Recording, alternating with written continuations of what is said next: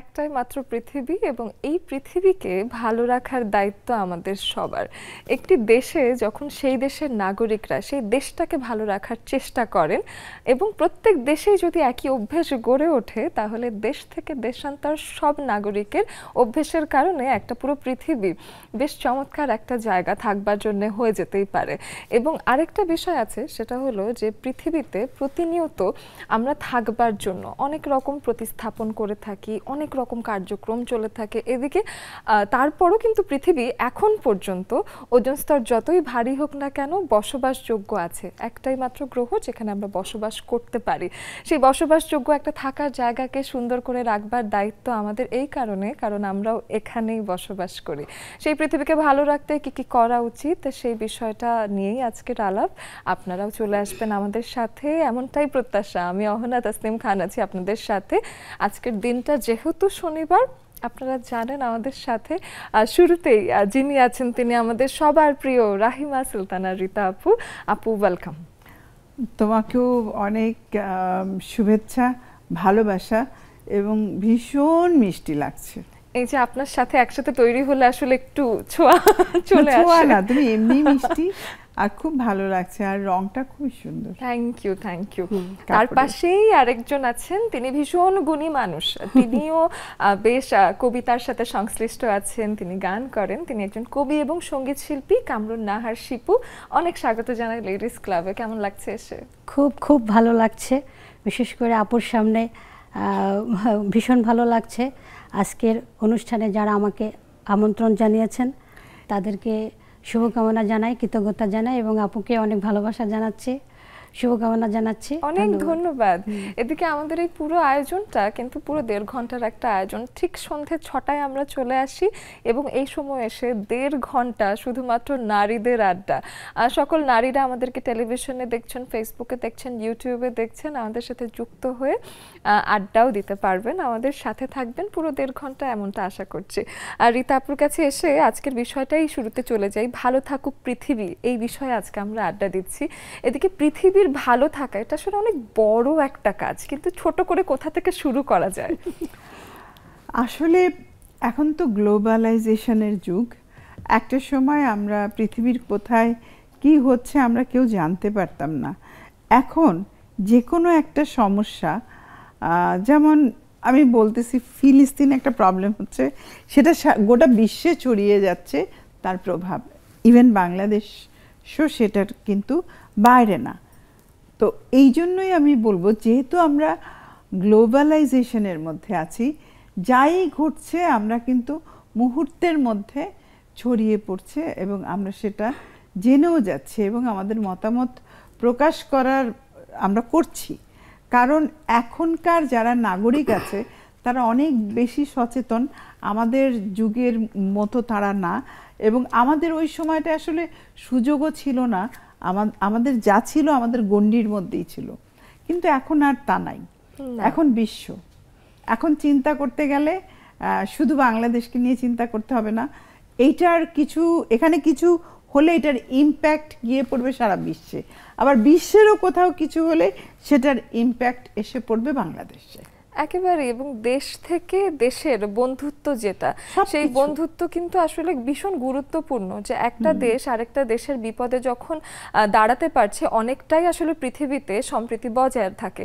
এদিকে যখন একটা দেশের সাথে আরেকটা দেশের কোনো রকম কোনো মিসআন্ডারস্ট্যান্ডিং হয়, সেক্ষেত্রে কিন্তু বিপদের আশঙ্কাটা বেড়ে যায়, যুদ্ধের মতো ঘটনা ঘটে থাকে না, হচ্ছে আমরা দেখছি চোখে। তো সেগুলো দেখে অনেক সময় স্থির থাকাটা খুব কঠিন হয়ে যায়। সেই জন্যই বললাম যে এখনকার সময়টা কিন্তু সত্যি ভিন্ন। আর আমরা সবাই নিউজ দেখি, আমরা সব কিছুই দেখছি, চ্যানেলে চলে আসছে, ইউটিউবে চলে আসছে, কোথায় কি হচ্ছে, কিভাবে কার উপর কে ভিকটিম হচ্ছে। তো এই যে জিনিসগুলো, তো আমার মনে হয়, আমি জানি না কবে আদৌ কি সম্ভব কিনা, যে সারা একটা গ্লোবালাইজেশনে এক পৃথিবী হয়ে সবাই আমরা কবে ভালো থাকতে পারবো। এই যে আমার যেটা নেই সেটা আমি অন্যের কাছ থেকে নেব, তার যেটা নাই আমার যেটা আছে আমি তাকে দেব। এই যে একটা আদান প্রদানের মাধ্যমে একটা সুন্দর চমৎকার পৃথিবী আমরা দেখব, যেখানে লোভ, লালসা, হিংসা, কাম, ক্রোধ, এই যে 5 রিপুস, সেগুলো থাকবে না। মানুষ থাকবে হাসি খুশি, সুন্দর একটা জীবন যাপন করবে সবাই মিলেমিশে। ওই মনে হয়, জানি না আমি আদৌ এরকম আসবে কিনা, বাট ওই দিনের অপেক্ষায় রইলাম।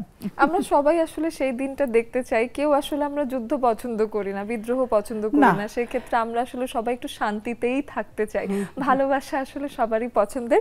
শিপু আপুর কাছে এই বিষয়ে আসি, একটা পৃথিবীকে ভালো রাখার দায়িত্ব তো আমাদেরই। তো আপনার কি মনে হয় কোথা থেকে শুরু করা যায়? আচ্ছা, আসলে আমরা সুস্থ পৃথিবী চাই আমরা সবাই, কারণ বিশ্বময় এখন যে একটা অস্থির পরিবেশ, অরাজকতা, হানাহানি, দ্বন্দ্ব, তাই না? বেশ কিছু জায়গায়, হ্যাঁ বেশ কিছু জায়গায়, যেমন আমাদের বাংলাদেশেও তো রিসেন্টলি কি একটা হয়ে গেল অস্থির পরিবেশ, প্যালেস্টাইনে কিছুদিন আগে আমরা দেখলাম কি একটা পরিবেশ।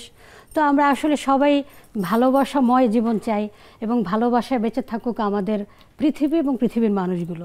যখন বাংলাদেশের কথা আসলো তখন ওই কথাটা আসলে বলতেই হয় যে একটা অস্থিতিশীলতা আমাদের জীবনে আসলো যখন ছাত্ররা পথে নামলো। রাজপথে নামার পরে আমরা দেখলাম নতুন একটা বাংলাদেশ। এটা আমার কাছে মনে হয় এত সৌহার্দ্যপূর্ণ, এবং বাংলাদেশের সকল মানুষ যখন একত্রিত হয় তখন যে এত সুন্দর, এবং তখন আমার মনে হয় কি যে আমরা সবাই ভালোবাসার মধ্যে আছি। শুধু তা না, এই যে বন্যা হয়েছে, মানে বাংলাদেশের হিস্ট্রিতে এরকম নাই, এত মানুষ একসাথে বন্যার্তদের সাহায্য করার জন্য এগিয়ে আসছে। এই যে ইয়াং জেনারেশন বলো, আমাদের বয়সী বলো, সবাই কিন্তু ত্রাণ দিয়ে যে যার জায়গায় থেকে সাহায্য করার চেষ্টা করছে একে অপরকে। এই জিনিসটা আমাকে খুব মুগ্ধ করেছে। হ্যাঁ, সারা জীবনে যখন কোনো প্রাকৃতিক দুর্যোগ হয় সরকারের পক্ষ থেকে কি করা হচ্ছে সেই বিষয়ে আসলে জাতির একটা প্রশ্ন থাকে। তো সেখানে ডক্টর ইউনূস 3 থেকে 4 দিন সময় নিলেন, 44টি অর্গানাইজেশনের সাথে কথা বলে উনি 1000 কোটি ফান্ড জোগাড় করলেন। কিন্তু সেই খবর আসার আগেই আপু দেখা গেল যে মানে ওটা কেউ অপেক্ষা করেনি। একদম, মানে যেদিন প্রথম সংবাদটা আসলো যে এত বড় বন্যা হয়ে যাচ্ছে, রাতে হলো বাঁধ খুলে গেছে, এরকম একটা কথা আসলো, পরের দিন সকালবেলায় মানুষ ঘর থেকে বেরিয়ে গেল যে না এখনই সাহায্য করতে হবে। তার মধ্যে অন্তর্বর্তীকালীন সরকারও একটা ব্যবস্থা নিলেন, কিন্তু টিএসসিতে ত্রাণের যে একটা মহা সমারোহ, দেখা গেছে যে একটা সিম্পল একটা প্র্যাকটিক্যাল ঘটনা বলি। এই 3 থেকে 4 দিন আগের কথা, আমার তো স্পা আছে, তো উনি আসলেন, উনি বললেন হেয়ার কাট। তখন আমাদের মেয়েরা বলছে আপা একটা ফেসিয়াল করেন, বলে না ফেসিয়ালের টাকাটা বন্যার্তদের জন্য দিয়ে আসি। মানে বললো যে খুব, বলে যে আমি স্টুডেন্টদের কাছে ওরা চাঁদা তুলছিল, আমি ওখানে ওই টাকাটা দিয়ে আসছি, আজকে আমি আমার কাছে বাজেট নেই। তো আমি বললাম যে খুব ভালো করেছেন, আপনি যে কাজে আপনার টাকাটা ব্যয় করেছেন সেটা অনেক মানুষের উপকার হবে। সেটাই, যে যার জায়গা থেকে ছোট্ট করে হলেও কিছু না কিছু কিন্তু বোঝা যায় আমরা যে কত প্রীতির বন্ধনে আছি, আসলে এরকমই বোঝা যায়। বাঙালি জাতি সারা জীবনই এরকমই। একদমই। এবং আমার মনে হয় জাগরণটা, গণ অভ্যুত্থানের পরে বাংলাদেশের জাগরণটা আরো সংখ্যায় বেড়ে গেছে। আগে নানান রকম শঙ্কা থাকতো বা মনে হতো না রাষ্ট্র না করলে আমি বা করব কেন, কিন্তু এখন দেশটা হুট করে আমার থেকে আমাদের হয়ে গেছে। আপনি যেটা গত এপিসোডেও বললেন যেটা এখন আমাদের হয়ে গেছে। আমরা সবাই ঐক্যবদ্ধ ভাবে একটা দেশ গড়বো, এরকম একটা টেন্ডেন্সি। সবাই যার যার জায়গা থেকে যদি একটু মানে সচেতন হই, এবং আমারও কিছু দায়িত্ব আছে দেশের প্রতি, এটা যদি আমরা মনে করি তাহলে কিন্তু মানে কাজটা অনেক সহজ হয়ে যায়। যদি বসে থাকি যে না এটা তো আমার কাজ না, এটা গভর্নমেন্ট করবে, আমার আঙিনাটুকু আমার, বাইরের রাস্তাটা আমার না, কিন্তু আমার আঙিনাও আমার, রাস্তাটাও আমার।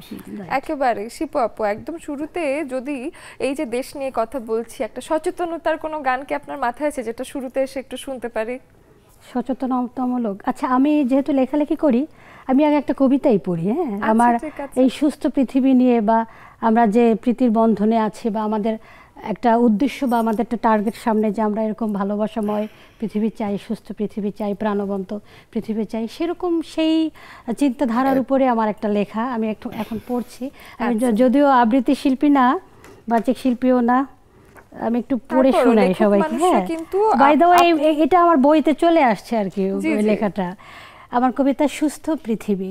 বাহ, চমৎকার। আরও একটি রাত কেটে যাক উজ্জ্বল নক্ষত্রের ভিড়ে, বিষণ্ণতার কালিমা মুছে দিয়ে ফিরে আসুক আলোকিত সকাল। আরও একটি পাখি ডাকা ভোর আসুক, রৌদ্রস্নাত সকালটা হোক গোলাপি আভায় আচ্ছাদিত। আরও একটি স্বপ্ন বেঁচে থাকুক হাজারো কল্পনার ভিড়ে, আরও একটি আশা বেঁচে থাকুক হাজারো বাসনার মাঝে।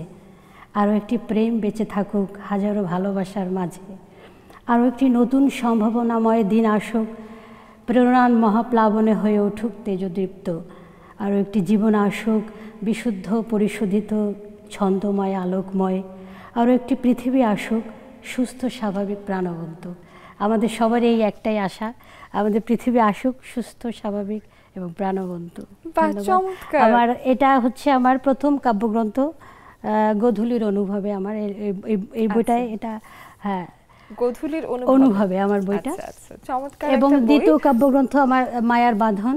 দুটো আপনি সুন্দর করে সজ্জা করে ধরুন, আমরা একটু এবার দেখে আসবে, নিই। আশা করি দোয়া করবেন। উপন্যাস একটা আর একটা বই ঠিক আছে, কাব্যগ্রন্থ। তাহলে দুটো বই আমরা চিনে নিলাম এবং আমরা সংগ্রহে রাখবো এবং একটা অবশ্যই। বিরতি থেকে এসে আরো শুনবো আপনার অবশ্যই। লেখা থেকে। একটা বিরতির সময় হয়ে গেছে বন্ধুরা, আপনারাও যুক্ত হয়ে যাবেন, আমাদের সাথে আড্ডা দেবেন, চট জলদি চলে আসার চেষ্টা থাকবে আপনাদের। 1.5 ঘন্টা আড্ডা দেবো, পুরোটা সময় জুড়ে থাকুন আমাদের সঙ্গে।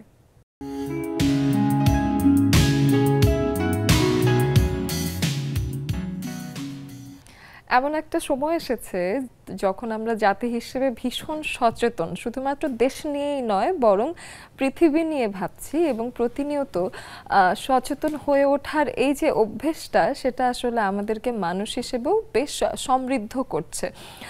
এই অভ্যেসটা আসলে না থাকলে আমার মনে হয় মানুষ বেশ আসলে মস্তিষ্কগতভাবে খালি হয়ে পড়ে। তো এই নিজের পৃথিবীকে জানা, নিজের দেশকে জানা, এটা নিজের অভ্যেসে রাখাটা ভীষণ গুরুত্বপূর্ণ। আপু, আমার সেটাই মনে হয় যে মানুষ কিন্তু আগের থেকে এখন কিন্তু পড়াশোনা সঠিক বিষয় বা গঠনমূলক বিষয় নিয়ে বেশি করছে। এই পরিবর্তনটা আসলে আপনার কাছে আপনি দেখেন কিনা, পরিলক্ষিত হয় কিনা আপনার কাছে? প্রচুর হয়, কারণ আমি তুমি জানো যে আমি বিশ্ববিদ্যালয়ের গেস্ট লেকচারার হিসেবে ছিলাম, ঢাকা বিশ্ববিদ্যালয়ে, গোপালগঞ্জ সায়েন্স অ্যান্ড টেকনোলজি দুটো। আর এছাড়াও আমি কারিগরি শিক্ষা বোর্ড, তারপর এনএসডিএ, এগুলোর সাথেও কাজ করেছি, ভোকেশনাল ট্রেনিং। তো আমার যেটা মনে হয় যে তুমি যে প্রশ্নটা করলে যে বর্তমান যে পৃথিবীতে আসলে পৃথিবী এখন এক জায়গায় মানুষ পড়াশোনা করছে, আবার সেই গিয়ে আবার কাজে লাগাচ্ছে অন্য দেশে ওই কাজটা। যেমন একটা সিম্পল এক্সাম্পল আমি বলি, পৃথিবীর বহু দেশে এখন কিন্তু ইয়াং জেনারেশনের ক্রাইসিস হয়ে গেছে। যেমন জাপানে আছে, জাপানে তো সবচাইতে বেশি, এবং ইউরোপের অনেক দেশ, ডেনমার্ক, সুইডেন, এই সমস্ত দেশে কিন্তু ইয়াং জেনারেশন আস্তে আস্তে কমে যাচ্ছে। ওই বেশিরভাগ ওল্ড এইজের লোকজন আছে।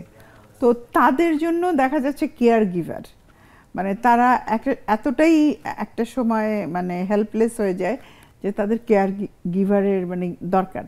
তো অনেক জায়গায় আমি দেখেছি, বিশেষ করে ডেনমার্কের কথাই শুনেছি, তো ওদের ওল্ড হোমগুলো ইউনিভার্সিটির হোস্টেলের পাশে। তো ইউনিভার্সিটির ছেলেপেলেরা গিয়ে ওদের যে কেয়ার গিভার হিসাবে কাজ করলে একটা সার্টেন তোমার টাইম যদি ওরা করে, তাহলে ইউনিভার্সিটির যে ফিস আছে সেই ফিসটা ওদেরকে ফ্রি করে দেওয়া হয়। বাহ। তা এতে করে এরা এক তো তাদের পড়াশোনায় উপকার হচ্ছে, 2 নাম্বার তারা এই যে ধরো এই যে সিনিয়র সিটিজেনদের কাছ থেকে অনেক নলেজও তারা গ্যাদার করছে।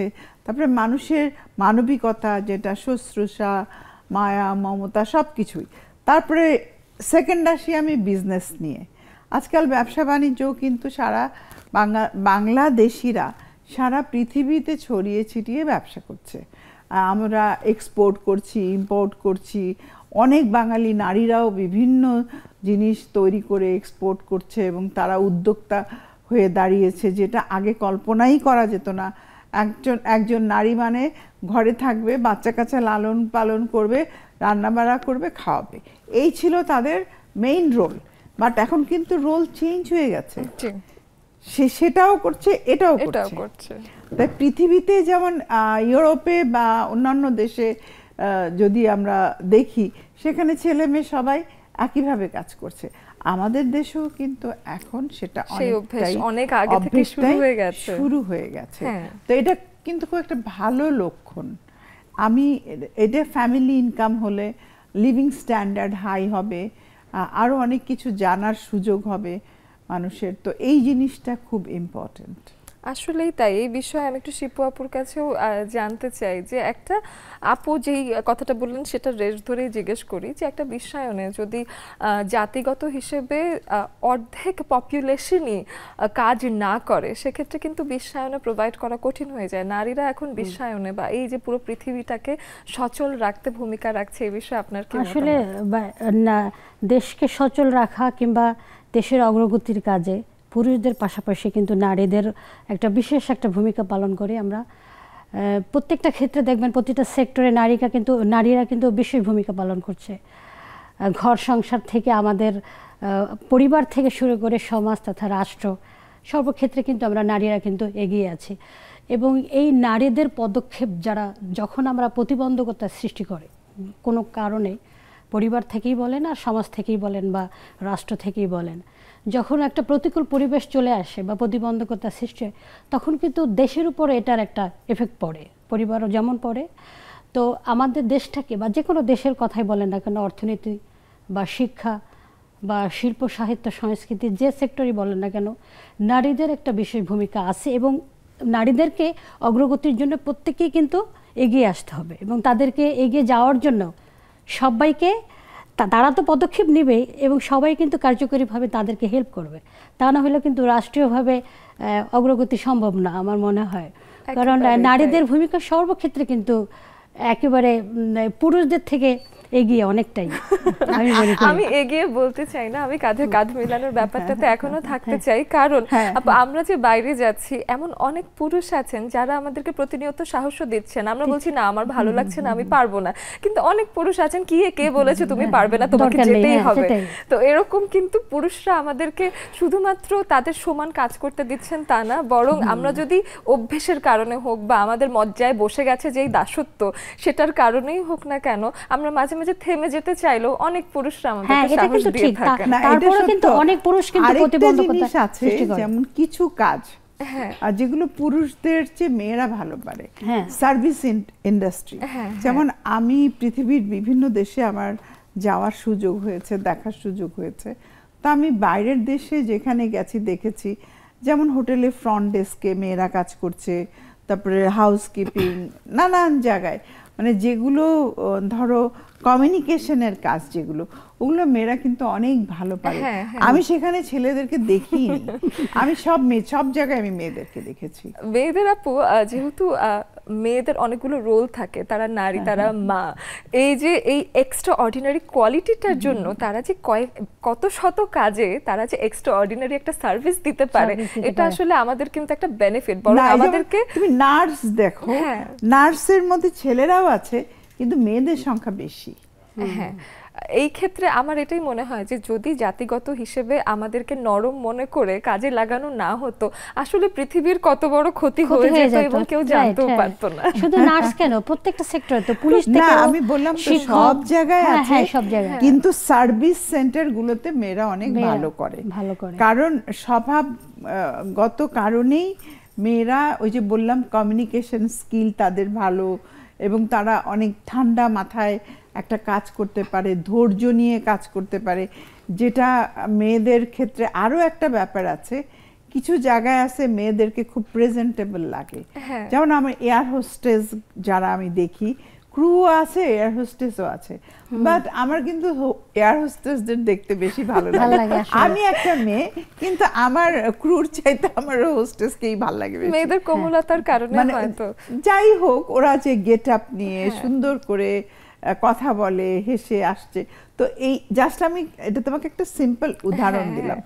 আবার সায়েন্টিস্টও আছে, যেমন মহাকাশে পড়ে আছে এক নারী, ইন্ডিয়ান একজন আছে, ওনার এই বছর ফেরা হবে না, হয়তো আগামী বছর শেষের দিকে ফিরবে, কোন একটা মানে যান্ত্রিক গোলযোগে। মহাকাশেও আমাদের একজন নারী রয়েছে। তো সেটাই বললাম যে বিজ্ঞানী থেকে শুরু করে সব জায়গায় মেয়েরা আছে, একদম। কোথায় নেই। এবং ওই যে আপনি যখন বললেন যে মেয়েদেরকে দেখতে সুন্দর লাগে, আমি ভাবলাম যে একটা মরুভূমির মধ্যে অনেক ছেলে দেখছি তারা টানা কাজ করছে তো ছেলেদের একটা আলাদা সৌন্দর্য আছে বটে, কিন্তু হুট করে সেখানে যদি একটা মেয়ে দেখা যায় আমার মনে একটা ফুল ফুটে আছে ব্যাপারটা ঠিক এরকমই এমন এমন লাগে আমার কাছে। মানে মেয়ে নারী ছাড়া সেই জায়গাটাই অচল আমার মনে হয়, তাই না?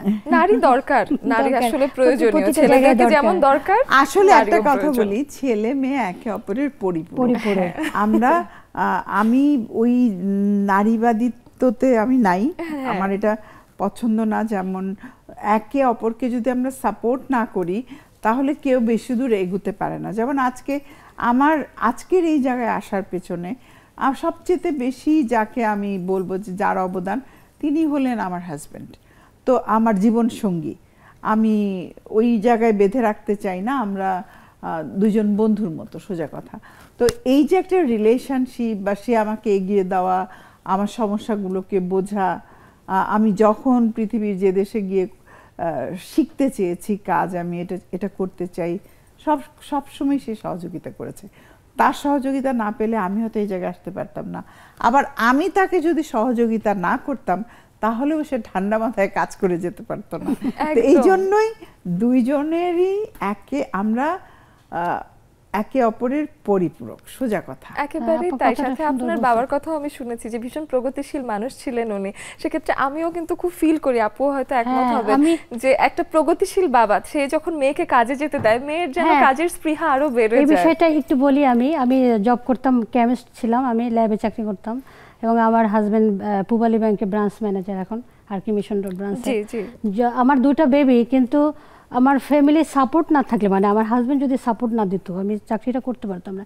সেই সাথে আমার লেখালেখি চলছে, তারপরে আবার সঙ্গীত চর্চা। সঙ্গীতটা তো বিষয়টা আপনারা ভালোভাবে জানেন যে ভীষণ কিন্তু সাধনার বিষয়। এতটা 5টা গান গাইলাম আর আমি শিল্পী হয়ে গেলাম, একজন আর্টিস্ট হয়ে গেলাম, তাও কিন্তু ব্যাপারটা সেটা না। আর আমি মূলত আমার ফ্যামিলি, অর্থাৎ আমার পূর্বপুরুষ সবাই সাংস্কৃতিক বনা, আমরা সবাই, আমার দাদা দাদু, আমার বাবা অভিনয় করতেন গোলাম মোস্তফা স্যারের সাথে, এবং আমার বাবা কিন্তু জসিমউদ্দিন স্যারের কাছ থেকে গোল্ড মেডেল পেয়েছিলেন অভিনয়ে। খুব ভালো একজন, উনি একজন গীতিকার, তারপরে কথা সাহিত্যিক, প্রাবন্ধিক, এবং একজন কবি, একজন নাট্য অভিনেতা আমার বাবা ছিলেন, সর্দার আউনাল রশিদ। উনি টেলিভিশনে তালিকাভুক্ত গীতিকার। কিন্তু আমি হয়েছে কি, আমি যে চাকরি আর লেখালেখির সাথে বেশি ইনভলভ ছিলাম, তারপরে গানটাও চালিয়ে গেলাম আর কি। আমার বাবার অনুপ্রেরণা, সেই সাথে আমার হাজবেন্ড সবসময়ের জন্য পাশে আছেন এবং থাকবেন আশা করি। এখন একটা ফ্যামিলিতে একটা মেয়ে, একটা মেয়েকে যদি সামনে এগোতে হয় তাহলে কিন্তু হাজবেন্ডের একটা লাগে, একেবারে 100% সাপোর্ট দরকার। একেবারেই তাই। পুরুষরা যদি জানেন এবং পুরুষদেরকে যদি আমরা যথেষ্ট উৎসাহ দেই যে তোমরা যে আমাদেরকে সাহায্য করছো, আমরা এই ব্যাপারটা দেখছি এবং আমরা বেশ অনুপ্রাণিত, তারা কিন্তু সাহায্য আরো বাড়িয়ে দেবে। ওই যে মান্নাদের একটা গানের দুটো লাইন মনে পড়ে গেল, আমার না যদি থাকে সুর, তোমার আছে তুমি তা দিও, আমার গন্ধ হারা ফুল তোমার কাছে সুরভি নেবে। বাহ, এরই নাম প্রেম। কথাগুলো কত সুন্দর, তাই না? চমৎকার। এদিকে আমাদের ফুল, আমাদের সুর চলে এসেছে। এদিকে নাজিয়া আপু আছেন আমাদের সাথে, শানু আপুকে দেখতে পাচ্ছি, সামান্তাকে দেখতে পাচ্ছি, রাশিদা আপুকেও দেখতে পাচ্ছি। সবাইকে দেখে আমি ভীষণ আপ্লুত, খুশি হয়ে যাই। আপনাদেরকে দেখলেই মনে হয় আমার পৃথিবীটুকু ভালো আছে। তো সেই আমাদের লেডিস ক্লাবের যে ছোট্ট একটা পৃথিবী, সেই পৃথিবীর মানুষগুলোকে নিয়ে আজকের একটা চরম আড্ডা হবে। থাকুন আমাদের সঙ্গে, নিয়ে নিচ্ছি একটা বিরতি।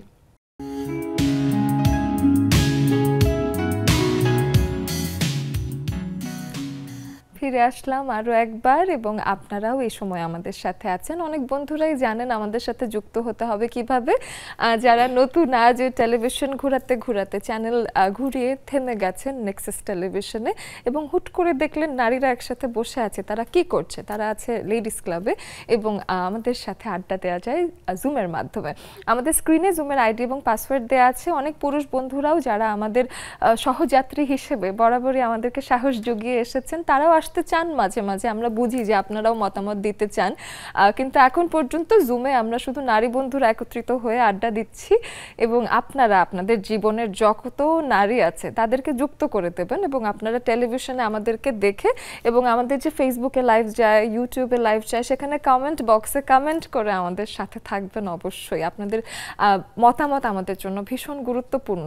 অনেক নারীরা আমাদের গ্রুপে যুক্ত হতে চান, সেক্ষেত্রে ফেসবুকে যাবেন, নেক্সাস লেডিস ক্লাব এটা লিখে সার্চ করবেন। 40,000-এরও অনেক বেশি নারীরা যুক্ত আছেন সেখানে এবং প্রতিনিয়ত নতুন নারীরাও সেখানে আসছেন। সেখানে নানানভাবে নিজেদের প্রতিনিয়ত জীবনের নানান আপডেট শেয়ার করতে পারেন, যে কোনো ক্যাম্পেইন করতে পারেন, নিজেরা আড্ডা দিতে পারেন, সব কিছুর সুযোগ আছে সেখানে। আমরা চলে যাই জুমে। আমরা দেখতে পাচ্ছি বেশ অনেকজন আছেন। নাজিয়া আপুকেই দিয়ে শুরু করি। নাজিয়া আপু, শুভ সকাল। আজকে ভালো থাকুক পৃথিবী এই বিষয়ে কথা বলছি, আপনার কাছ থেকে কিছু শুনি এই বিষয়ে। Good morning Ahana. Good Good morning morning. রিতাপা। আর Good morning. হ্যাঁ, কেমন আছেন? খুব ভালো ভালো আছি। লাগছে সবাইকে দেখে। আর ভালো থাকুক পৃথিবী, খুব সুন্দর একটা টপিক কিন্তু আজকে। এটা নিয়ে তো বলার শেষ নাই, না, এটা নিয়ে অনেক আছে। স্বপ্নের শেষ নাই। হ্যাঁ, আর রিতাপা খুব সুন্দর করে বলছিলেন যে পৃথিবী যদি একটা পৃথিবী হতো, গ্লোবালাইজেশন এমন ভাবে হতো যে আমরা সবাই একদম সেই রকম ভাবে যে আমরা সবাই রাজা, আমাদের এই রাজার রাজত্বে, এরকম যদি হতো, প্রত্যেকটা মানুষের সমান অধিকার, এটা তো স্বপ্ন থাকবে, এটা কখনো হবে হতে পারে। এই টেকনোলজির যুগে হয়তোবা এমন একটা যুগ আসবে তখন মানুষ হিসেবে মানুষকেই শুধু আলাদা এন্টিটি দেওয়া হবে যে তুমি মানুষ, তুমি অন্য জাতি, এরকম একটা কিছু স্পিসিস, আলাদা স্পিসিস হিসেবে রেকগনাইজড হবে। তবে আমরা মনে করি আমরা আমাদের ছোট পৃথিবী, আপাতত যে নতুন বাংলাদেশ আমরা পেলাম, আমি একটা টক শোতে শুনছিলাম বাংলাদেশ 2.0 বলা হয় এখন, জেনজিরা এটা নাম দিচ্ছে বাংলাদেশকে।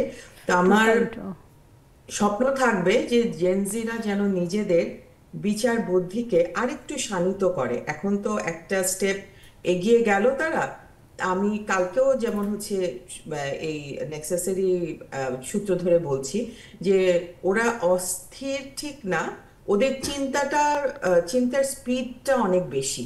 আমার কাছে যেটা মনে হয় ওরা খুব তাড়াতাড়ি চিন্তা করে ওটার ইফেক্টটা এখনই দেখতে চায়। সবকিছুতে ইফেক্ট কিন্তু এখনই দেখা যায় না, এটার ইফেক্ট পড়তেও একটু সময় লাগবে। এই যে দেশে যে এখন পরিস্থিতি খুব সুন্দরভাবে সবকিছু ম্যানেজড হচ্ছে, তবে আমি জেনজিদেরকে যেন ইউজ করা না হয় নেগেটিভ ভাবে, এই ব্যাপারগুলোতে আমি একটু খেয়াল করতে বলবো। যারা সিনিয়র আছেন বা আগের প্রজন্মে যারা দায়িত্ব নিচ্ছেন, যারা তাদেরকে ইউজ না করে, মানে নেগেটিভলি ইউজ না করে, আমি যেটা বলতে চাচ্ছি, নেগেটিভ ওয়ার্ডটা ভেরি ইম্পর্টেন্ট, নেগেটিভলি ইউজ না করে পজিটিভলি ইউজ করতে আমি বলবো। কারণ তাদের ব্রেইনটা কিন্তু খুবই নতুন এবং খুব, যেটা আমি বললাম, খুব স্পিডে ওরা চিন্তা করে, উইচ ইজ ভেরি গুড। সেই নতুন পৃথিবীর অপেক্ষায় আমি রইলাম। একেবারেই তাই আপু। আরেকটা বিষয়, আপনি কথা বলছিলেন, আপুর সাথেও কথা বলতে বলতে ওটাই ভাবছিলাম যে হানাহানি এবং দ্বন্দ্বের মাধ্যমে যে কোনো দেশ, দুটো দেশেরই কিন্তু কিছু না কিছু ক্ষতি হয় এবং তাদের কিন্তু ম্যান পাওয়ার কমে যায়। তো এই ক্ষেত্রে যদি আমরা লং রানে ভাবি এটা, এবং যদি প্রত্যেক দেশের মানুষই ভাবেন পৃথিবীতে সাস্টেইনেবিলিটি বাড়ানোর জন্য সৌহার্দ্য ইম্পর্টেন্ট। আমি সিম্পল একটা কথা বলি, এটা ইস্যু নাজিয়ার জন্য বলছি। একটা সময় ছিল ইউরোপে যেতে হলে এক একটা দেশের ভিসা আলাদা করে নিতে হতো, কিন্তু এখন তুমি সেনজিন ভিসা যদি নাও, ইউরোপের অনেকগুলো দেশ তুমি ঘুরতে পারো। যেমন আমি সেনজিন ভিসাতেও অনেকগুলো একদম মানে সুইজারল্যান্ড সহ ঘুরে এসেছি।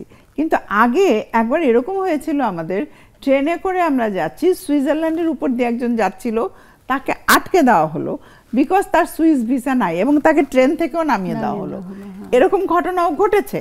কিন্তু এখন সেনজিন ভিসার আওতায় যেহেতু চলে এসেছে ইউরোপিয়ান অনেকগুলো কান্ট্রি, তো এখন ইউরোপিয়ান দেশগুলো, ইউরোপিয়ান ইউনিয়ন, ওরা এক হয়ে গেছে। তো আমার কাছে মনে হয় এরকম একটু একটু করে যদি পুরো পৃথিবীটা আমরা এক হয়ে যাই, তাতে কিন্তু সাস্টেইনেবিলিটি আসলে বাড়বে এবং মানুষের কিন্তু পুরো পৃথিবী এক হয়ে থাকলে পৃথিবীই আরো শক্তিশালী হবে এবং আমাদেরও আসলে আয়ুষ্কাল বলেন কিংবা আমাদের নিজস্ব দেশে বসবাস যোগ্যতা যেটা সেটা আমরা কভার করে অন্যান্য গ্রহেও কিন্তু আমরা আসলে আমাদের মানে বিস্তার লাভ করতে পারি শুধুমাত্র ঐক্য থাকলে। এটা আসলে একটা লং রানের চিন্তা। যাই হোক, বেশ একটা গবেষণা করে ফেলছি আজকে। রাজি আপু কি আরেকটু কিছু বলতে চাচ্ছিলেন? তাহলে একটা একদিন বলতে, তুমি যে কথাটা বললে অন্য গ্রহে যাওয়া, কালকেই আমি স্পেস ম্যাক্স নিয়ে একটা টক শো শুনছিলাম। ওখানে বলছিল একজন সায়েন্টিস্ট যে নেক্সট 20 or 30 ইয়ার্স এর মধ্যেই কিন্তু পৃথিবী থেকে মানুষ অন্য গ্রহে যাওয়া শুরু করতে বাধ্য হবে, কারণ এখন যে ক্যালামিটিস শুরু হচ্ছে, ন্যাচারাল ডিজাস্টার, এটার পরিমাণ কিন্তু আস্তে আস্তে বাড়তে থাকবে, which is very scary for us, কিন্তু that's how it will happen. Yes, এবং এই ক্ষেত্রে যদি ভালো করতে চাই, দ্য মোর দ্য মেরিয়ার আসলে। অনেক ধন্যবাদ আপু। রাশিদা আপুর কাছে আসি। রাশিদা আপু, পৃথিবী ভালো থাকুক এটা তো আসলে আমরা সবাই চাই, তো সেই ক্ষেত্রে আপনার কি মনে হয় যে আসলে ভালো থাকার জন্য আমাদের জায়গা থেকে কি করার সুযোগ রয়েছে?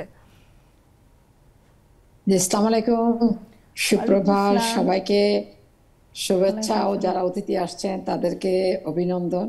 খুব ভালো লাগছে, এটা তো সবারই একটা প্রাণের অনুষ্ঠান, মন খুলে কথা বলা যায়। তো ভালো থাকুক পৃথিবী, আসলে ভালো থাকুক পৃথিবী তো আমাদেরকে নিয়েই ভালো থাকবে। আমরা পৃথিবীর মানুষরা বা আমরা যেভাবে থাকবো, ভালো থাকবো, ভালো করতে চেষ্টা করব, সে এই যে কোথাও যুদ্ধ হচ্ছে, কোথাও হিংসাহিংসি হচ্ছে, কোথাও আমাদের এই যে এই দুর্যোগ হচ্ছে, এগুলা যখন মোকাবিলা করে আমরা আস্তে আস্তে এগুতে এখন পরিচ্ছন্ন একটা পৃথিবী, আন্তরিকতার সাথে, ভালোবাসার সাথে, সৌহার্দ্যপূর্ণ সম্পর্ক একে অপর দেশের সাথে যখন সবাই গড়ে উঠবো, আমি মনে করি তখনই আমাদের পৃথিবীটা ভালো থাকবে। পৃথিবীটা আমাদের নিয়েই, তো আমাদের ভালো থাকলে, আমরা ভালো থাকলেই পৃথিবী আস্তে আস্তে সব ওভারঅল সব দিক দিয়ে ভালো হবে।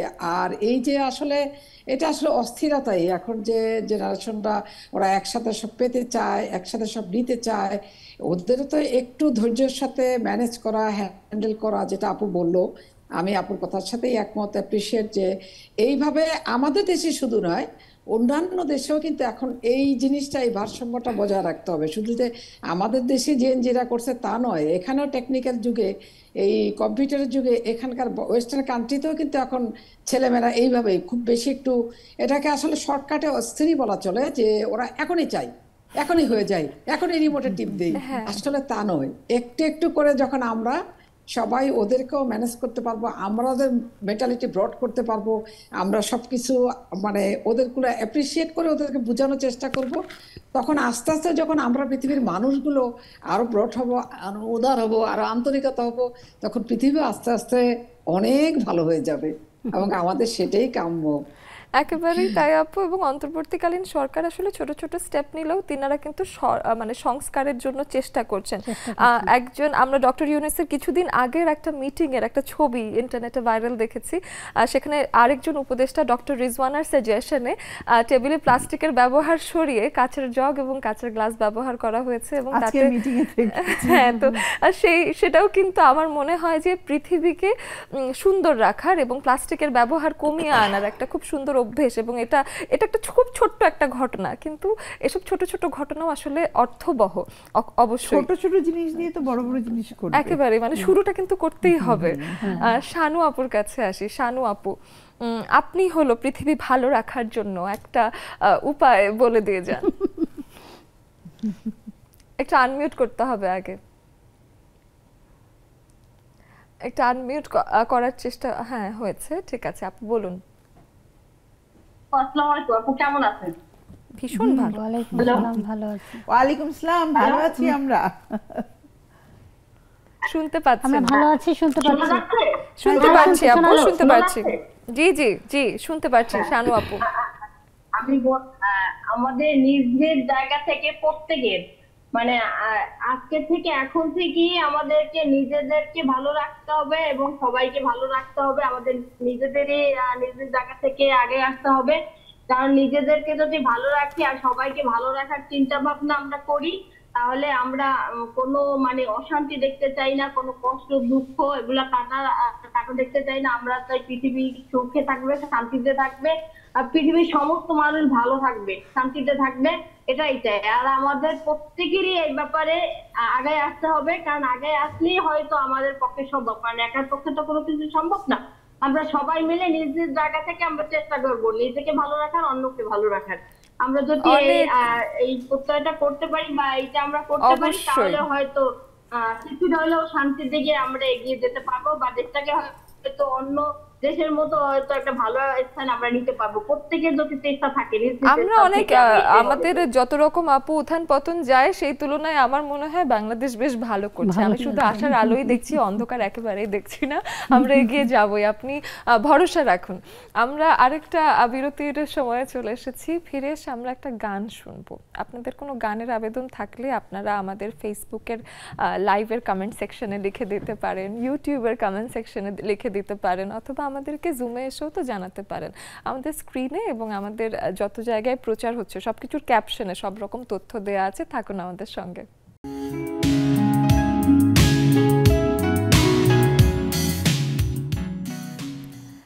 একটা পৃথিবীতে যখনই কোনো অস্থিরতা আসে তখন কিন্তু আমাদের যে সংস্কৃতি চর্চা, আমাদের যে লেখালেখির অভ্যেস, পড়ার অভ্যেস এবং নানান রকম প্রবন্ধ রচনা হয়েছে যুগে যুগে, নানান রকম কবিতা রচনা হয়েছে এবং নানান রকম গান এসেছে, এবং এগুলোর মাধ্যমেও কিন্তু অনেক সময় শান্তি ফিরিয়ে আনা গেছে কিংবা অস্থিরতায় খানিকটা শান্তির খোঁজ পাওয়া গেছে। ভালো থাকুক পৃথিবী আজকের এই বিষয়ে যদি কথা বলতে আসি, সেক্ষেত্রে মাঝে মাঝে গান শুনতে পারি, কবিতা শুনতে পারি। দুজনেই ভীষণ গুণী মানুষ আছেন। আর শিপু আপুর কাছে যেহেতু তিনি একজন সঙ্গীত শিল্পীও, তার কাছে একটা গানও তো শুনতে পারি। আজকে এখন কি গান শোনাবেন? গান গাই, জি গান আপনার যেটা ইচ্ছা সেটাই গান। গাই। গুলবানু খানের লেখা এবং আলম খান সুর, জীবন নৌকা ছবির একটা গান গাই। আমার এই মুহূর্তে সেই গানটার কথাই মনে পড়লো, ওই যে ওনাদের ছবি দেখে। দুটি চোখে তারায় শুধু আমাকে দেখছো, তুমি তো এখন আমারই কথা ভাবছো। দুটি চোখের তারায় শুধু আমাকে দেখছো, তুমি তো এখন আমারই কথা ভাবছো। আজ তুমি ছাড়া প্রতিটি ক্ষণ লাগে যেন এক যুগের মতন। আজ তুমি ছাড়া প্রতিটি ক্ষণ লাগে যেন এক যুগের মতন। জানি আমার কাছে তুমি এখনই আসছো, তুমি তো এখন আমারই কথা ভাবছো। দুটি চোখের তারায় শুধু আমাকে দেখছো, তুমি তো এখন। বাহ, সুন্দর, খুব সুন্দর, খুবই সুন্দর লাগলো। আপুর কাছে একটু কথা বলে তারপর জমে যাই। সেটা হলো এই যে গান এবং সংস্কৃতির কথা বললাম, আপনার কি মনে হয় যে পৃথিবীতে এই যে শান্তি বজায় রাখতে গান, কবিতা, লেখালেখি সবকিছু প্রয়োজন আছে? অফকোর্স প্রয়োজন আছে। আমি এটা আমাদের দেশে যখন এই যে যেই সময়টায় আমাদের বর্তমান যারা আন্দোলনরত ছিল, প্রচুর গান লেখা হয়েছে, প্রচুর গান গেয়েছে তারা, এবং সেই গানগুলো কিন্তু শুনেছি, এবং ওইটা কিন্তু তাদেরকে অনেক অনুপ্রেরণা দিয়েছে। কিছু নজরুলের গান ছিল, চল চল চল, তারপর এছাড়াও আরো অনেক ধরনের অনেক গান হয়েছে। আমার এই মুহূর্তে নাম মনে পড়ছে না, কিন্তু কয়েকজন আছে এত ভালো গেয়েছে যে আমি ওদের মানে ফ্যান হয়ে গেছি গানের। আর আসলে গান এমন একটা জিনিস, এটা হলো মেডিটেশন, তোমার মাইন্ডকে ভালো রাখতে সাহায্য করে।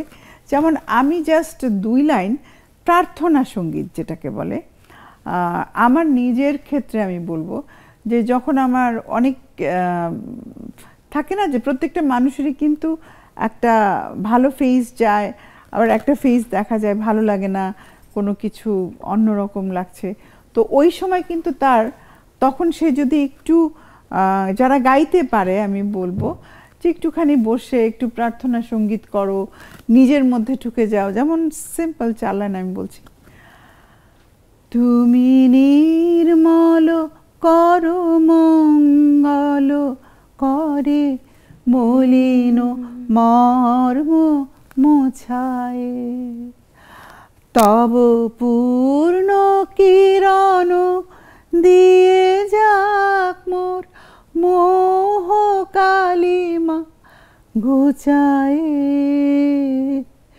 মলিন মর্ম মোছায়। বাহ, এই গানগুলো কিন্তু আসলে আপু কেমন যেন শুনলেও শান্তি লাগে, তাই না? একদম সকাল সকাল একটা এরকম গান দিয়ে দিনটা শুরু করা কেমন যেন একটা মেডিটেশনের মতো অনুভূতিও হয়। গান তো আসলে এই বিষয়টা এরকমই যে আত্মার সাথে মিশে যাওয়া, তাই না? গান যদি ভিতরে না ঢুকে, অন্তরে আপনার না লাগে, অন্তর থেকে ভিতর থেকে যে সুরটা না ভিতর থেকে না আসলে তো এটা গানই হবে না, তাই না? একদম। তো ওই জন্য আমার প্রার্থনা আসলে কিছু কিছু আমরা গান শুনি, যে গানগুলো না আমরা শুধু শুনি, কান থেকে শুনি, কিন্তু আত্মার ভিতরে লাগা যে মেলোডিয়াস যে গানগুলো, যে কথাগুলো, যে কথা জীবনের কথা বলে করো, যেমন এই যে ভেতর তো তোমার মধ্যে তখন কিন্তু অলরেডি শুদ্ধিকরণ কাজ শুরু হয়ে যাচ্ছে, যে তুমি নির্মল করো মঙ্গল করো মলিন মর্ম মোছায়, আমার যত মলিন যা কিছু আছে সেগুলো মুছিয়ে দাও, তার পূর্ণ কিরণ দিয়ে তুমি আমাকে শুদ্ধ করে দাও। আমি এই গানগুলো শুনলে এটাই ভাবি যে একটা মানুষ কতখানি জ্ঞানী হলে তিনি এরকম লিখতে পারে। এটা দ্বিজেন্দ্র গীতি, দ্বিজেন্দ্রনাথের গান, ডিএল রায়ের, রবীন্দ্রনাথের। ডিএল রায় তো জানোই ভাই, দ্বিজেন্দ্রনাথের, আমার দ্বিজেন্দ্রনাথের বেশ কিছু গান খুব পছন্দ, আমার বিশেষ করে এই সকালবেলার প্রার্থনা সঙ্গীত হিসাবে। বেশ বেশ, আমরা একটু জুমে যাই, জুমে গিয়ে দেখি সামান্তার সাথে কথা বলি। সামান্তা, আমি একটু জানতে চাই যে আসলে যে কোনো পৃথিবী বা দেশ যেখানেই ভালো রাখি না থাকতে হয় না কেন, পরিবর্তনের শুরুটা আসলে নিজের থেকেই করতে হয়। তো সেক্ষেত্রে নিজের ব্যাপারে আসলে কি বদলটা তুমি আনতে চাও, যেখান থেকে তোমার মনে হয় যেটা পৃথিবী ভালো রাখতে ভূমিকা রাখবে? আপু, বাঙালি মানে হচ্ছে তোমার, বাঙালি যত পায় আরে বেশি চায়। চাইতেই পারি আমরা বাঙালিরা এমনি টু মাচ, এবং আমরা ডিজার্ভও করি বেশি বেশি, এটা আমি মনে করি।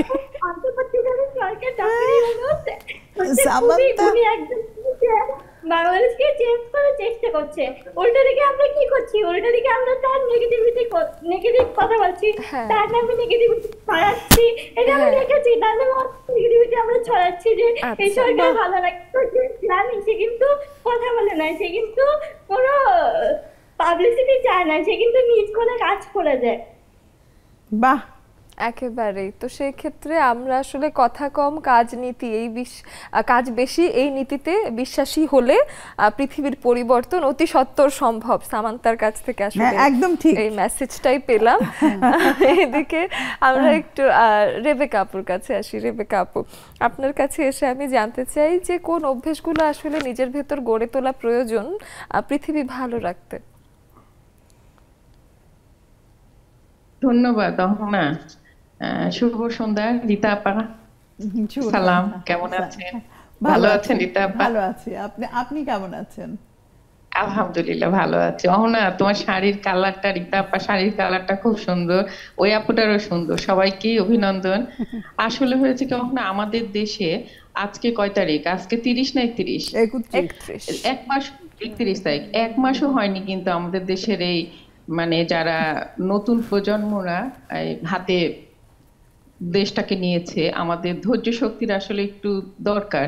বাঙালিরা এত সহজে আমরা মিথ্যা মানে অনেক কিছু সমালোচনা করি, কিন্তু সমালোচনার আগে কোনটা নেগেটিভ কোনটা পজিটিভ এটা আসলে আমরা চিন্তাই করি না। দেখো 14 তারিখ একটা মাসও হয় না আমাদের, এর মধ্যে অনেক কিছু চিন্তা হয়ে যাচ্ছে, হ্যাঁ এটা পারবে না ওইটা পারবে না। নতুন প্রজন্মদেরকে সুযোগ দিতে হবে।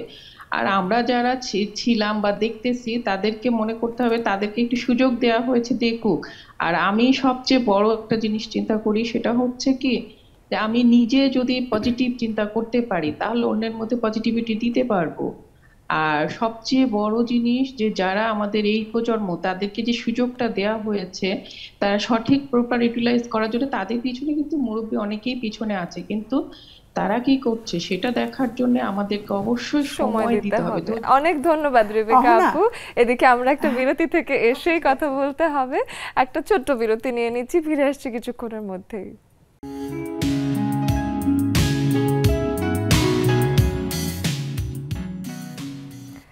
বিশ্বব্যাপী যখন কথা হচ্ছে তখন পৃথিবী নিয়ে কথা বলতে আসলে একটা গুরুতর সমস্যা যেটা পুরো বিশ্বে আছে, সেটা হলো গ্লোবাল ওয়ার্মিং। এই গ্লোবাল ওয়ার্মিংয়ের এই বিষয়টা নিয়ে সবভাবে মানে উষ্ণায়ন বলতে পারি আমরা, এই সমস্যাটা নিয়ে আসলে সবাই কথা বলে, প্রত্যেক দেশে কথা হচ্ছে।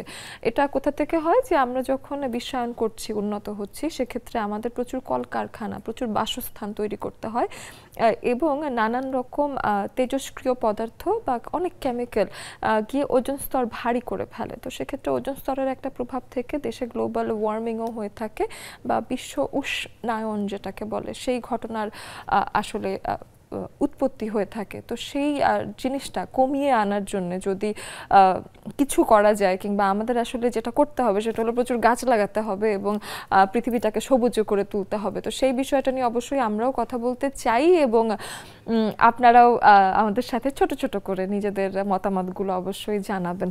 আমরা মিষ্টি আপুর কাছে আসি। মিষ্টি আপু একজন কৃষিবিদ এবং এই গ্লোবাল ওয়ার্মিং বা বিশ্বে যে উষ্ণতার প্রবলেম শুরু হয়েছে বা সমস্যা শুরু হয়েছে সেই বিষয়ে আসলে কৃষি খাত বা আমাদের গাছ লাগানোর যে প্রয়োজনীয়তাটা সেটা নিয়ে একটু কথা বলি আপনার সাথে। ধন্যবাদ আপু, শুভ সন্ধ্যা। আমার প্রিয় নেক্সাট আপু এবং আমন্ত্রিত অতিথিদের সবাইকে অনেক অনেক ভালোবাসা, শুভেচ্ছা। আপু, কৃষিবিদ হিসেবে বলতে যাব, পৃথিবীকে ভালো রাখতে হলে আসলে আমাদের গাছ লাগানোর কোনো বিকল্প নেই আপু। গাছ লাগাতেই হবে। আর পুরাতন যেসব প্লাস্টিক, এগুলো বর্জন করতে হবে। আর ভালো থাকতে হতে আমাদের নিজেদের প্রথমে সবাইকে নিজেদের ভালোবাসতে হবে।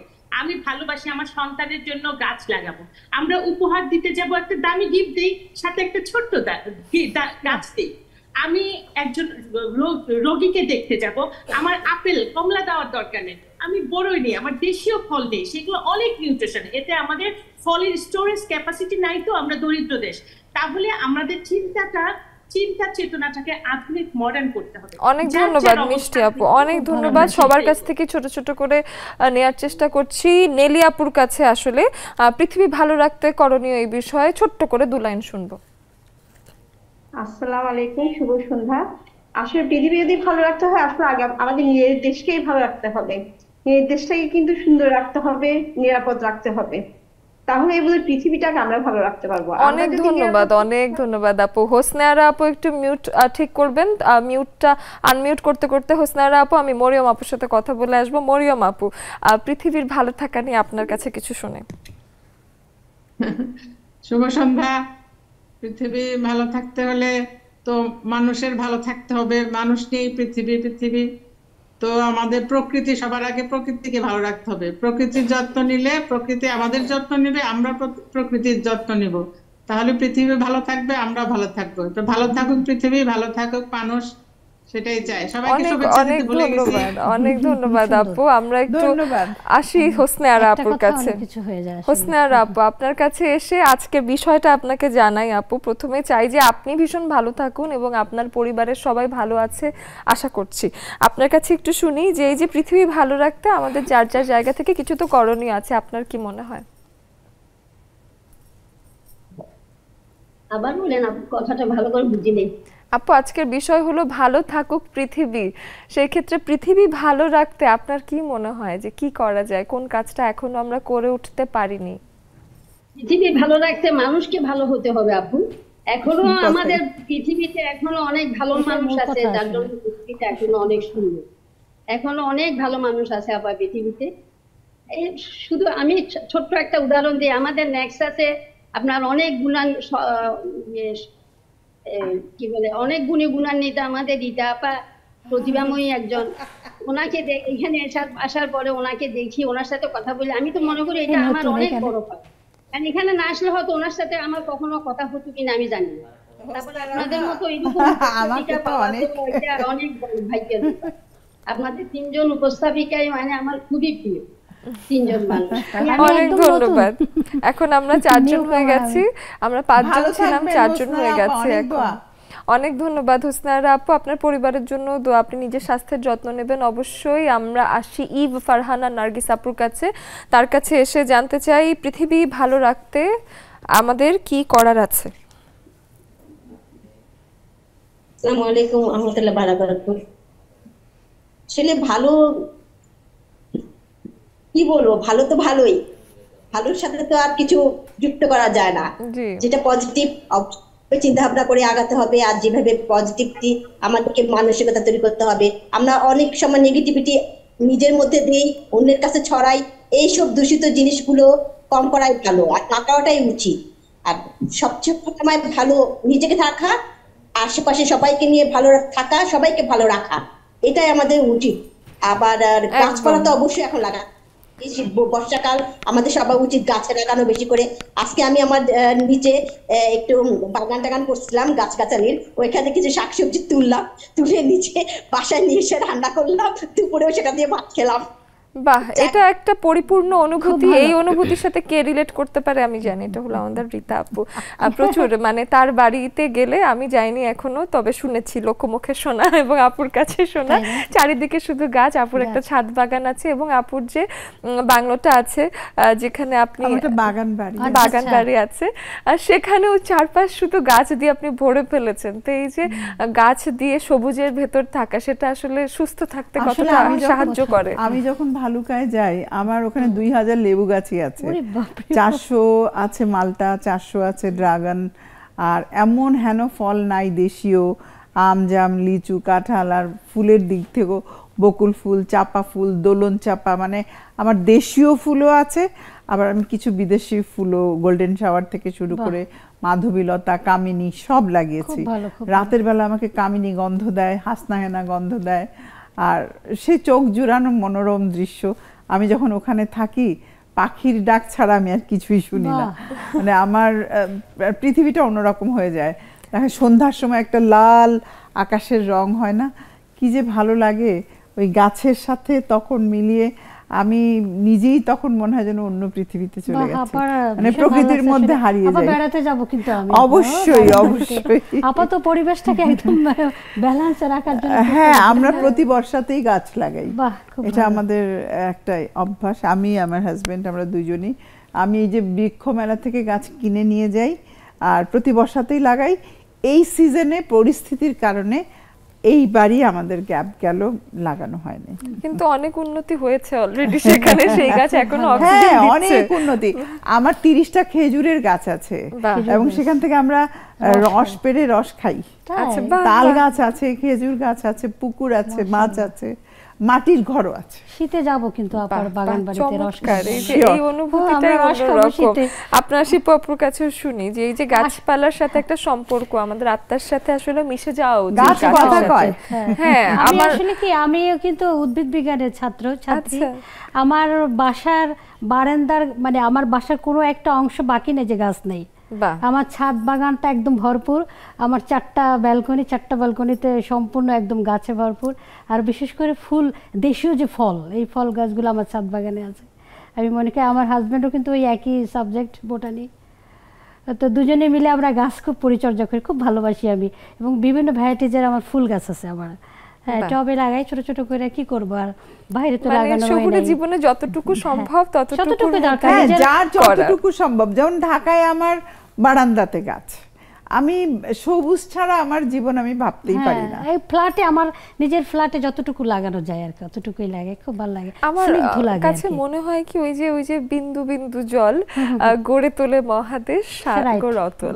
তো সেক্ষেত্রে ওই ছোট ছোট গাছ, ওখান থেকেও তো অক্সিজেন আসবে, তাই না? কোনো গাছই তো আসলে অক্সিজেন দিচ্ছে না তা না। কিছু গাছ আছে কার্বন ডাই অক্সাইড দেয়, সেটাও জানি। গড়ে কিন্তু ইয়া পাওয়া যায়, ফ্লেভার আসে, যে ফুল গাছ থেকে। আমার ব্যালকনিতে যখন আমি আমার ডিমান্ডে যখন আমি লিখি, ওখান থেকে একটু ফুলের সুবাসটা আসে, আমার খুব স্নিগ্ধ লাগে। একদম পশ্চিমা এবং দক্ষিণা বাতাসটা আমার বাসায়, 8তলা বাসা, এবং আমার এই সাইডটা পুরোটাই খোলা, যার কারণে আমার বাসায় পুরোটাই বাতাসটা ঢুকে। সকালবেলা শিউলি যখন ঝরে পড়ে কি সুন্দর যে সুবাস বের হয়। ওই যে মর্নিং গ্লোরি একটা গাছ আছে, সেটাও তো একদম ঘর ছেয়ে যায়, তাই না? একেবারে হ্যাঁ, চমৎকার। এবং আপনি হাসনা হেনার কথা বললেন, আমার একদম মনে পড়লো যে লং জার্নিতে বাসে করে যেতে যেতে মাঝে মাঝে যখন জানলা খোলার সুযোগ থাকে, মাঝে মাঝে নাকে হাসনা হেনার একটা ঘ্রাণ আসে, কিন্তু খুব ভালো। হ্যাঁ হ্যাঁ, খুব কামিনীর গন্ধ, খুব মাদকতা বেলি ফুল তো আছেই, কামিনীর মধ্যে একটা মাদকতা আছে। খুব বেশি মাদকতা। তাই তো এই ঘ্রাণগুলো কিন্তু আমাদেরই প্রকৃতির দেয়া উপহারের মতো, এবং এটা শুধু আমাদেরকে বিনোদন দিচ্ছে বা আমাদেরকে এই যে মোহে আচ্ছাদন করে রাখছে তা না, এটা পরিবেশেরও উপকার করছে। এটা খুব দরকার। আমার টবে একটা ফুল ফোটে, মে ফ্লাওয়ার, যেটা বলে মে মাসে শুধু ফোটে, একটা কলমি ফুলের মতো পিঙ্ক কালার, খুব সুন্দর লাগে। হ্যাঁ, পিঙ্ক কালারের মতো বড় একটা, এই যে এরকম নতুন একটা ফুলের কথা, চারটা বেশি আমার ফোটে না কখনো। আরো শুনবো অবশ্যই। আরেকটা বিরতির সময় হয়ে গেছে, ফিরে এসে আরো অনেক গল্প হবে, সবার সাথে ছোট্ট ছোট্ট করে আড্ডা দেবো, সাথেই থাকুন।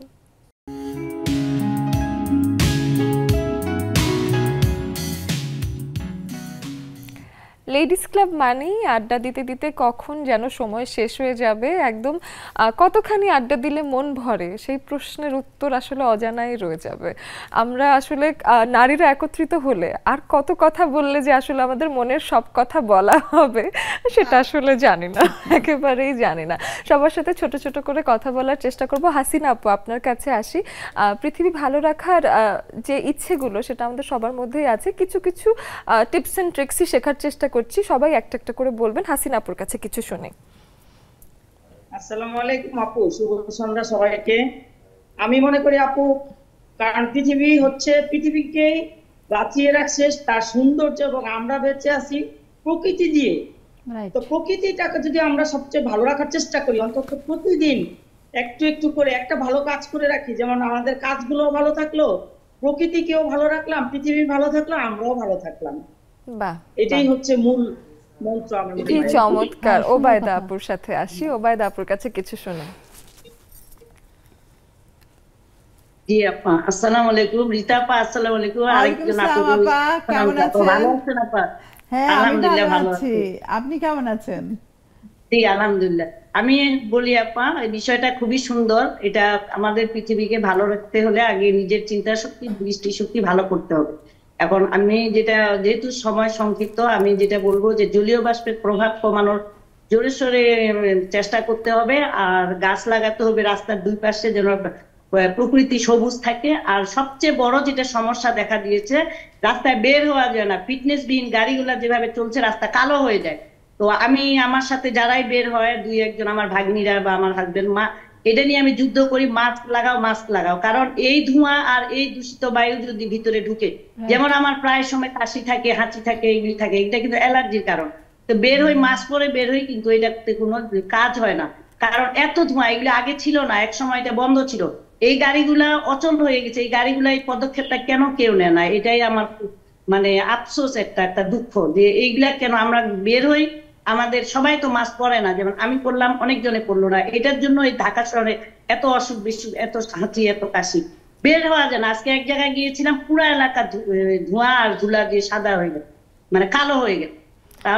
অনেক ধন্যবাদ ওবায়দা আপু, বেশ ভালো একটা পয়েন্ট আপনি রেজ করেছেন। এদিকে আমরা নেক্সাস লেডিস ক্লাব, এটা জাতীয় না, আসলে বৈশ্বিক একটা প্ল্যাটফর্ম, পৃথিবীব্যাপী অনেকে আমাদেরকে দেখছেন, শুনছেন। তো সেক্ষেত্রে আসলে ইন্টারন্যাশনাল টেকনোলজি ব্যবহার করা যাক আর না যাক, আমরা নিজস্ব জায়গা থেকে পরিবেশ দূষণটা যাতে কমিয়ে আনতে পারি। কলকারখানায় অল্টারনেটিভ কোনো অপশন আছে কিনা, যদি একটু খরচ বাড়িয়ে হলেও দূষণটা কমিয়ে আনা যায়, সেই বিষয়ে যারা দেখছেন আমাদেরকে, এর মধ্যে অনেকেই দায়িত্ব থাকতে পারেন, সেই বিষয়ে যাতে কাজ হয়, এটা আসলে আমরা চাই।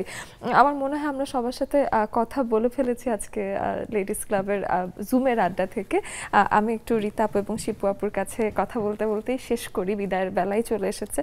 একদম শেষমেশ আপু, সবার উদ্দেশ্যে যদি কিছু বলার থাকে। আসলে ওই যে আমি আবারও সেই প্রথম কথাটাই বলবো, যে যেহেতু আজকের টপিকস হলো পৃথিবীকে আমরা কিভাবে ভালো রাখবো, তো গ্লোবালাইজেশনে এসে আমার মনে হয় শুধু একার না, আমাদের কথা চিন্তা করে বাংলাদেশের প্রচুর মানুষ এখন দেশের বাইরে সারা পৃথিবীতে ছড়িয়ে ছিটিয়ে আছে, তারা সেখানে ভালো কাজ করছে, ভালোভাবে থাকছে। বাঙালিদের পারফরমেন্স অনেক ভালো পৃথিবীর বিভিন্ন দেশে, কিন্তু আমাদের দেশে এসে তাদের পারফরমেন্স নষ্ট হয়ে যায়। তারা তখন আর ওইখানে যে এফোর্টটা দেয় সেই এফোর্টটা বাংলাদেশে তারা দিতে চায় না। তো আমার মনে হয় যে ওখান থেকে তারা যেটা শিখে আসে সেটা যদি বাংলাদেশে এসে ইমপ্লিমেন্ট করে তাহলে মনে হয় আমাদের দেশটাও অনেক সুন্দর হতে পারে, ওই শিক্ষাটা যদি এখানে দিতে পারে। চমৎকার। শিপু আপুর কাছে একদম ছোট্ট করে 1-2 লাইন শুনবো, কারণ একটা গান শুনতে শুনতে বিদায় নিচ্ছি। হ্যাঁ, আমাদের শেষ সময়, সবাইকে ধন্যবাদ জানাচ্ছি, ভালোবাসা জানাচ্ছি, শুভকামনা আপুর জন্য। বিদায় বেলা কি বলবো, এখন আমরা সবাই আলাপ করলাম আমাদের ভালো থাকুক পৃথিবী টপিকসটা নিয়ে, এবং ভালোবাসাময় হয়ে উঠুক আমাদের সবার জীবন, সুস্থ থাকুক পৃথিবী আমাদের এই আশায় আমরা বিদায় নিচ্ছি। আমার বাবার লেখা গান গিয়ে আমি সেটা দিয়ে শুনবো। আমি আগে একটু বিদায়টা চেয়ে আসি। আমাদের একদম শেষ সময় চলে এসেছে, অবশ্যই একটা গান শুনতে শুনতে বাড়ি যাব, কিন্তু বিদায় বেলায় যেটা বলতে চাই, আজকের আলাপ থেকে হোক এবং আমরা প্রতিনিয়ত যে পড়াশোনা করছি পৃথিবীকে ভালো রাখার জন্য, সেখান থেকে একটা কথা বারবারই চলে আসে, সেটা হলো যে নিজের শহরটাকে পরিচ্ছন্ন রাখতে হবে, প্লাস্টিকের ব্যবহারটা কমিয়ে আনতে হবে, এবং একে অপরের সাথে সৌহার্দ্যপূর্ণ সম্পর্কের মাধ্যমে একটা গোটা দেশ এবং দেশ থেকে পুরো পৃথিবীকে ভালো রাখা সম্ভব। আমাদের মধ্যে সৌহার্দ্য বজায় থাকুক এবং পরিষ্কার পরিচ্ছন্ন থাকি আমরা নিজ নিজ জায়গা থেকে, সেই প্রত্যাশায় আজকের মতো বিদায় নিচ্ছি। গানটা শুনে ধন্যবাদ। আমি গান শুরু করার আগে একটা কথাই বলবো, আসুন আমরা সবাই গাছ লাগাই, পরিবেশটাকে বাঁচাই। আমি সর্দার হারুনুর রশিদ, আমার বাবার নাম, তার লেখা একটা গান গাই বিদায়বেলা, আমার সুর করা গান। তুমি যে বলেছিলে ভুলে যেও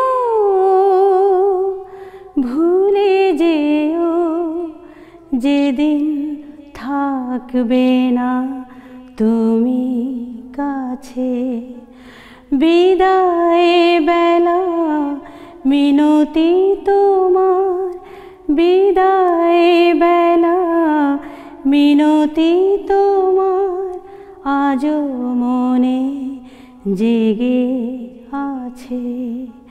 তুমি যে বলেছিলে ভুলে যেও যেদিন থাকবে না তুমি কাছে, তুমি যে বলেছিলে। ধন্যবাদ সবাইকে, শুভকামনা।